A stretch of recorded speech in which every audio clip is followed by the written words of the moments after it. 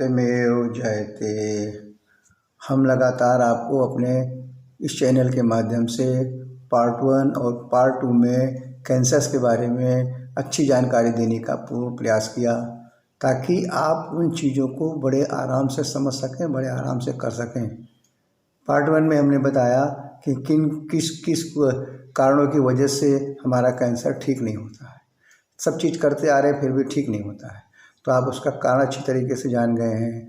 दूसरे चैप्टर में हमने आपको बताया कि किन किन चीज़ों को आप भरपेट खाइए, भरपूर खाइए, किसी भी तरीके से आप अपने शरीर को भूखा मत रखिए। पार्ट 3 हमारा है, तीसरी चीज़ हम इसमें बताना चाह रहे हैं कि इसके साथ में हमें अगर इसको हम आप डिवाइड करें तो 3 पार्ट में डिवाइड कर सकते हैं, यानी MED, M for meditations, E for exercise और D फॉर डाइट। तो हमने आपको डाइट के बारे में पूरी चीज़ें बता चुके हैं। आज हम आपको बताएंगे खाली मेडिटेशंस और एक्सरसाइज के बारे में। तो मेडिटेशंस में क्या आता है, हमारा प्राणायाम आता है, और दूसरी चीज़ हमारी आती है थोड़े से उच्चारण आते हैं। तो आपको करना क्या है, प्राणायाम के लिए आपको अनुलोम विलोम कम से कम 45 मिनट से 1 घंटे सुबह, अगर आप गंभीर रोगी हैं, क्योंकि वो कैंसर के स्टेज होते हैं ना, T1, T2, T3, T4। तो इस तरीके से जितनी भी चीज़ें आपको बताई जा रही हैं, अगर T1 और T2 स्टेज का हमारा कैंसर है तो मोर देन 100% आप क्योर हो जाएंगे, T3 भी क्योर हो जाएंगे। लेकिन अगर हमारा एडवांस स्टेज पे है तो आप अपनी लाइफ को सर्वाइव कर सकते हैं बड़े आराम से, बिना किसी प्रकार की परेशानी के। बस इन्हीं चीज़ों के नियमों का पालन करते रहें। तो मेडिटेशन में हमारा क्या आता है बताएं ना आपसे, अनुलोम विलोम और कपालभाति। अनुलोम विलोम आपको कम से कम आधे घंटे, और ज़्यादा गंभीर अगर आप हैं स्टेज पे हैं, T3 पे हैं, T4 पे हैं, तो 1 घंटे सुबह, 1 घंटे दोपहर, 1 घंटे शाम। कपालभाति 1 घंटे सुबह उसी अनुलोम विलोम के साथ में, और 1 घंटे शाम को खाना खाने से पहले। भ्रामरी आप करेंगे 11 बार करेंगे, और ओम का उच्चारण जो है आप 21 बार करेंगे। ये चीज़ें आपकी पूरी मेडिटेशंस में आ गई। अब एक्सरसाइज के बारे में आते हैं। एक्सरसाइज में आपको क्या करना है, उन्हीं चीज़ों करिए जिसको आप आसानी से कर सकते हैं। अगर एक बार आप एक्सरसाइज नहीं भी कर पा रहे हैं, किसी भी तरह की मान लीजिए आप नहीं कर पा रहे हैं, तो कम से कम आप मेडिटेशन की क्रिया के अंदर आप प्राणायाम और जो उच्चारण है उसको तो कर ही सकते हैं। उसमें तो किसी भी अवस्था में हो, किसी भी एज में हो, आराम से कर सकते हैं। तो अगर आप आसन और एक्सरसाइज करना चाह रहे हैं तो आसन में हमारे आ जाएंगे सर्वांगसन, भुजंगासन, पवन मुक्तासन, मकरासन, आपका वज्रासन और मंडूकासन। ये 5-6 आसन आपको नियमित करना है। कम से कम सुबह तो एक बार पूर्ण रूप से करना है। अगर आसन आप शाम को नहीं करते हैं तो कोई बात नहीं। और इसके बाद थोड़े से एक्सरसाइज में आप साइकिलिंग कर सकते हैं, लेट करके आराम से। गले का मूवमेंट्स ले सकते हैं, शोल्डर्स के मूवमेंट ले सकते हैं, हाथ के मूवमेंट्स ले सकते हैं, पैर के मूवमेंट्स ले सकते हैं, ताकि इससे हमारी सारी एक्टिविटी जो है ब्लड सर्कुलेशन वाली वो बराबर रहेगी। तो बहुत छोटी छोटी क्रियाएं हैं, और इन चीज़ों को अगर आप जो है पूर्ण रूप से सही करते रहेंगे, और यदि आपको इन चीज़ों के बारे में कोई अच्छा कुशल आपको योगा वाला मिल जाए तो उससे आप सीख लीजिए। नहीं तो आप ऑनलाइन, हमारे यहाँ सुविधा है, हम आपको ऑनलाइन बताएंगे। थोड़ा सा समय एक दिन आपको निकालना पड़ेगा, या आप स्वयं से यहाँ पे आकर के उस चीज़ को प्रैक्टिकली जान सकते हैं सामने बैठ कर। क्योंकि यदि आप मेडिटेशंस की, अगर आप इन तीनों चीज़ों को, मेडिटेशंस, एक्सरसाइज और डाइट, अगर इन तीनों चीज़ों को आप बड़े सुचारू रूप से कर रहे हैं तो मेडिटेशन से आपको 10% का फ़ायदा होगा, और एक्सरसाइज से आपको 20% का फ़ायदा होगा, और जब आप डाइट पे जाएंगे तो डाइट से 70% का फ़ायदा होगा। तो सबसे मेजर पार्ट हमारा क्या है, डाइट, यानी हमारा भोजन है। भोजन, व्यायाम और मेडिटेशन, तीन चीज़ें। इस तरीके से कहें कि हमने भोजन को 80% रखा, 70% रखा, और एक्सरसाइज को हमने जो है 20% रखा, और मेडिटेशन को 10% रखा। इस रेशियो में आपको सब क्रियाएं करनी है। तो हमें पूर्ण आशा है कि आपको मन में जो भी शंका या भय या डर या अविश्वास है, वो चीज़ें आपको अब बिल्कुल नहीं होनी चाहिए, और आप कैंसर को मन से बिल्कुल निकाल दीजिए कि ठीक ही नहीं हो सकता है। पूर्ण रूप से ठीक हो सकता है, क्योंकि कैंसर में शरीर में बहुत सारे लक्षण और आने लगते हैं, जिससे आदमी और परेशान रहता है और चिंतित रहता है।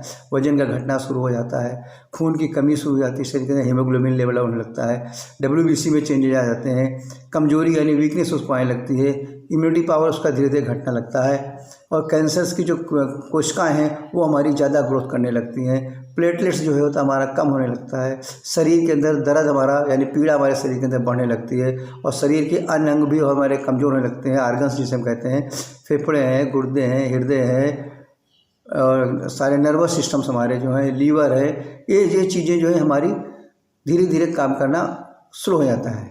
याददाश्त कम हो जाना, आदमी बहुत तनाव में रहने लगता है किसी को, क्योंकि हर चीज़ अपनी समस्याएं किसी से कह नहीं सकता है, अंदर ही घुटता रहता है, चिंताओं में चला जाता है, वो डिप्रेशन उसको चीज़ होती है, ये सारी किसी चीज़ उसका मन नहीं लगता है, बहुत सारी परेशानियां हैं जो किसी से कह नहीं पाता है, ये सारी चीज़ें उसके मन को पीड़ित करती रहती हैं, जिससे कि वो और गंभीर रोगों में धीरे धीरे परिवर्तित होता रहता है।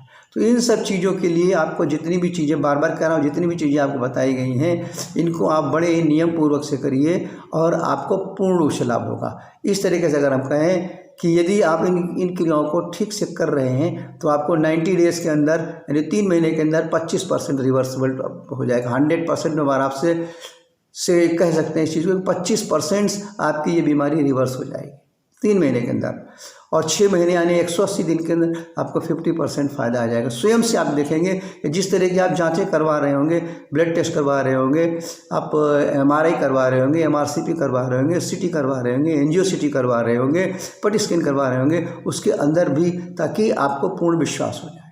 उन चीज़ों में भी देख सकते हैं आप कि 6 महीने के बाद अगर आप देखेंगे सही नियम से कर रहे हैं, बिल्कुल पालन करके कर रहे हैं, तो 6 महीने के पूरा होने के बाद अगर आप इस तरह की कोई भी जांच कराते हैं तो निश्चित है उसके अंदर आपको सुधार नज़र आएगा।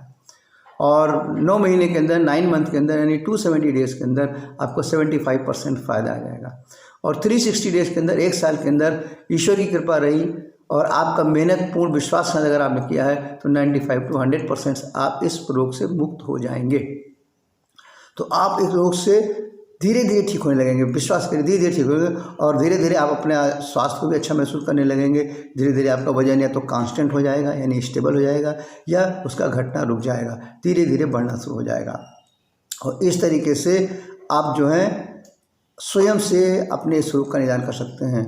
और किसी भी तरह की कोई भी परेशानी आपको हो, किसी तरह की कोई भी चीज़ आपके मन के अंदर भ्रम पैदा हो रहा हो, तो निश्चित रूप से आप वीडियो कॉल के द्वारा, स्वयं आकर के, टेलीफोन से, किसी भी तरीके से आप संपर्क में आकर के पूर्ण रूप से कैंसर से संबंधित चीज़ों का लाभ उठा सकते हैं और अपना जीवन बड़े सुखमय से जी सकते हैं। क्योंकि यदि आपको कैंसर पर सफलता मिल गई तो आप समझ लीजिए कि जितने भी अन्य छोटे मोटे रोग हैं वो तो अपने आप ही ठीक होते जाएंगे। वही बात आएगी ना, अगर हमने समुद्र में तैरना सीख लिया तो वे छोटी नदियाँ, छोटे नाले, छोटी अन्य चीज़ें जो हैं हमारे लिए आसान हो जाएंगी। तो सबसे बड़ी चीज़ ये है कि बड़ा सरल तरीका है, एक बार विश्वास के साथ आप इन चीज़ों करिए। जो क्रियाएं कर रहे हैं इस तरह की, आप मान लो कीमोथेरेपी कर रहे हैं, रेडिएशन कर रहे हैं, तो उनको लीजिए, धीरे धीरे करके उनके गैप को बढ़ाते रहिए। लेकिन सर्जरी की तरफ जाने के पहले इन चीज़ों पर अगर आप पूर्ण रूप से इसका पालन करेंगे, बिल्कुल उसी तरह विश्वास साथ जिस तरीके से आप अन्य दवाइयों को कर रहे हैं, तो धीरे धीरे करके आपको बहुत सारी चीज़ों से बचत हो जाएगी और आपका स्वास्थ्य, अन्य जो चीज़ें हमारे अन्य अंग जो हमारे पीड़ित हो चुके हैं वही पूर्ण रूप से स्वस्थ हो जाएंगे। तो हम चाहते हैं कि ये हमारे तीनों पार्ट 1, पार्ट 2, पार्ट 3 अगर आप सब परिवार बैठ करके अपने पड़ोसी को बता करके या जो भी संबंधी को बता करके या जिन लोगों तक ज़्यादा से ज़्यादा, आपका सबसे बड़ा उपकार होगा कि ज़्यादा से ज़्यादा इन तीनों पार्ट को हमारे थोड़ा सा समय निकाल करके, ज़्यादा लंबा नहीं है, तीनों को अगर आप जोड़ देंगे तो मुश्किल से आधे घंटे का, 30 मिनट्स का है।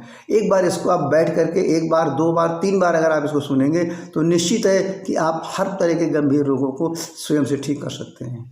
और किसी भी तरह की उसके अंदर आपको मन के अंदर ग्लानि है, किसी तरह की आपके अंदर कोई परेशानी है, किसी तरह के अंदर आपके अंदर अविश्वास है, बार बार ये कह रहा हूँ, किसी तरीके से आप जो है सोच रहे हैं कि करें कि ना करें, इस तरह के अगर आपके अंदर कोई भ्रम पैदा हो गया तो एक बार आप जरूर संपर्क करें। हमें पूर्ण आशा है कि हम आपको पूर्ण रूप से संतुष्ट करेंगे किसी भी तरह के गंभीर रोग के बारे में, विशेष तौर से कैंसर के बारे में। तो हम चाहते हैं कि ज़्यादा से ज़्यादा लोगों को शेयर करें ताकि ज़्यादा से ज़्यादा लोग इस चीज़ को समझें और ज़्यादा से ज़्यादा लोग अपने मन के अंदर की शंकाओं को दूर करें कि अरे भाई कैंसर तो ठीक ही नहीं हो सकता है। बिल्कुल ठीक हो सकता है, बशर्ते कि हम उन चीज़ों को ठीक करने के जो उसका सही नियम है, जो उसका जो सही इलाज है, उसकी जो सही चीज़ें हैं उनका सही रूप में पालन नहीं कर पाते हैं। सत्यमेव जयते।